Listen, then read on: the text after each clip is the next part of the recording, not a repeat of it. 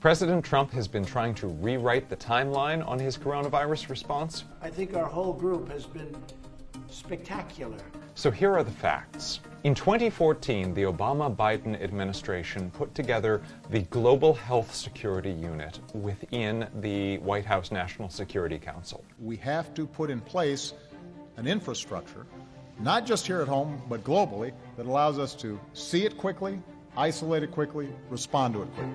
They also assembled a 69-page pandemic response playbook. Now, in 2018, President Trump fired the Global Health Security Unit. I'm a business person. I don't like having thousands of people around when you don't need them. He also declined to renew CDC epidemic prevention funding, causing it to downsize in 39 countries, including China. Now, reporting from ABC suggests that intelligence officials were warning about this new disease emerging from China as early as November 2019. Nobody would have ever thought a thing like this could have happened. The administration has disputed that, but we know that at least as early as January 3rd, the White House National Security Council was briefed. In January, before Germany had a single case of the coronavirus, they began working on a test. January 8th, the CDC issued its first warning. On January 9th, the World Health Organization issued its first warning.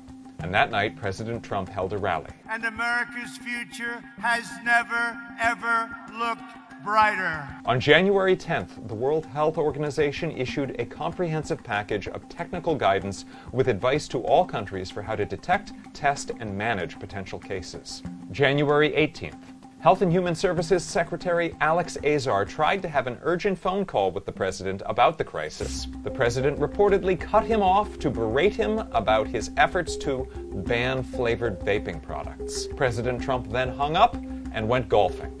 January 19th, President Trump went golfing again. January 20th, this was the first confirmed case of the coronavirus in the U.S. It was also the first confirmed case of the coronavirus in South Korea.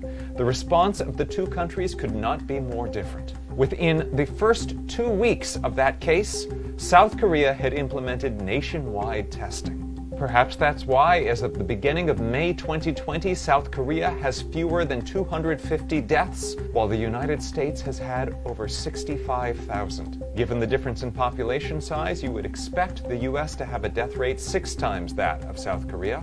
Instead, it is over 250 times that of South Korea. On January 22nd, asked whether he was worried, President Trump said, "No, we're not at all, and we have it totally under control. It's one person coming in from China, and we have it under control. It's going to be just fine." On January 23rd, China shut down all of Wuhan. The World Health Organization held an international news conference, and Senate Minority Leader Chuck Schumer called for a public health emergency. President Trump did not declare it. On January 24th, President Trump tweeted, "China has been working hard to contain the coronavirus. The United States greatly appreciates their efforts and transparency. It will all work out well." On January 27th, Joe Biden wrote an op-ed warning that President Trump was failing to take this crisis seriously and needed to take more immediate action. On January 28th, Elizabeth Warren released her coronavirus plan. That night, President Trump held another rally. On January 29th, President Trump's trade advisor, Peter Navarro, sent a urgent White House memo warning of the risk of the virus. Only then was a task force formed. January 30th, China locked down all of Hubei province. The World Health Organization declared a global health emergency.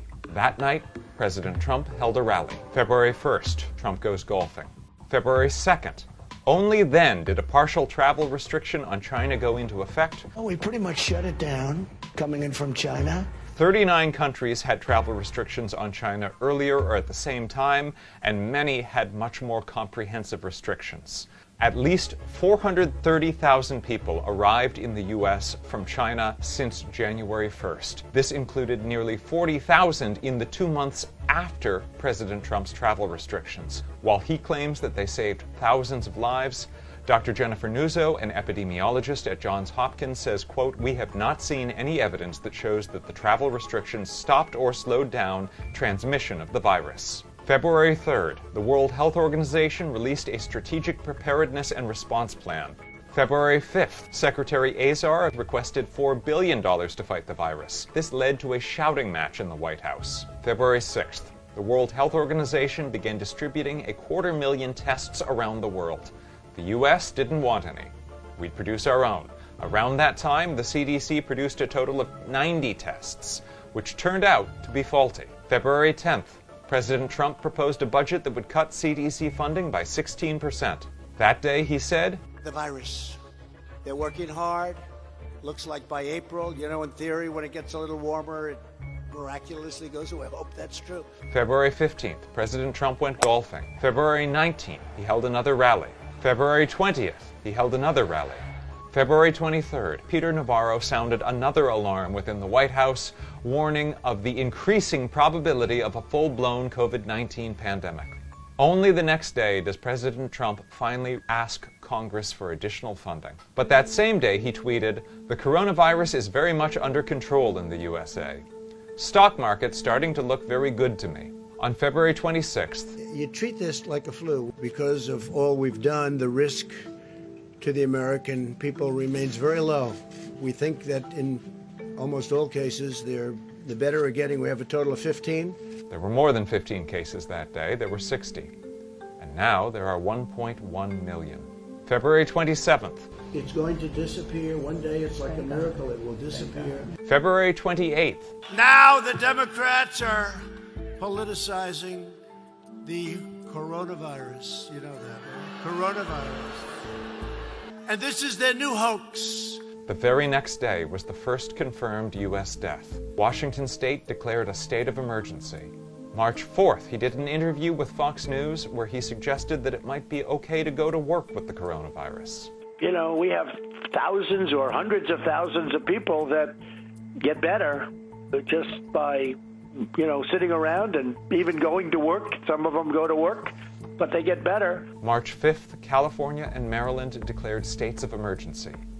March 6th, Kentucky and Utah declared states of emergency. He went to visit the CDC wearing a campaign hat and said, Anybody right now and yesterday, anybody that needs a test gets a test. They're there. They have the test. It wasn't true then. In May, it's still not true. March 7th, New York declares a state of emergency and President Trump goes golfing. March 8th, he golfed again.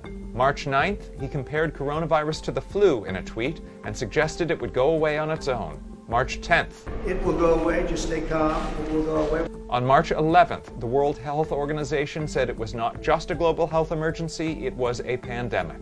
WHO has been assessing this outbreak around the clock, and we're deeply concerned both by the alarming levels of spread and severity and by the alarming levels of inaction.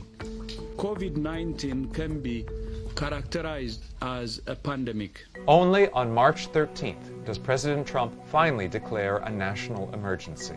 On March 16th, in a call with governors, he tells them, respirators, ventilators, all of the equipment, try getting it yourselves. On March 17th, he finally admitted this is a pandemic, and he told reporters, I've always known this is a pandemic. I felt it was a pandemic long before it was called a pandemic. All you had to do is look at other countries. This is only days after he was still comparing it to the flu. On March 26th, President Trump delivered on his America First promise in a way no one could have wanted, as the U.S. overtook the entire rest of the world in cases of coronavirus. As of the beginning of May, the U.S. has 1.1 million cases of the coronavirus and has suffered over 65,000 deaths. Analysis of data from the Institute of Health Metrics and Evaluation suggests that 90% of the U.S. deaths could have been prevented if the president had issued physical distancing guidelines even 2 weeks earlier, when he had already been warned of the threat for months. With all of that, it's been an incredible period of time. We've done a fantastic job.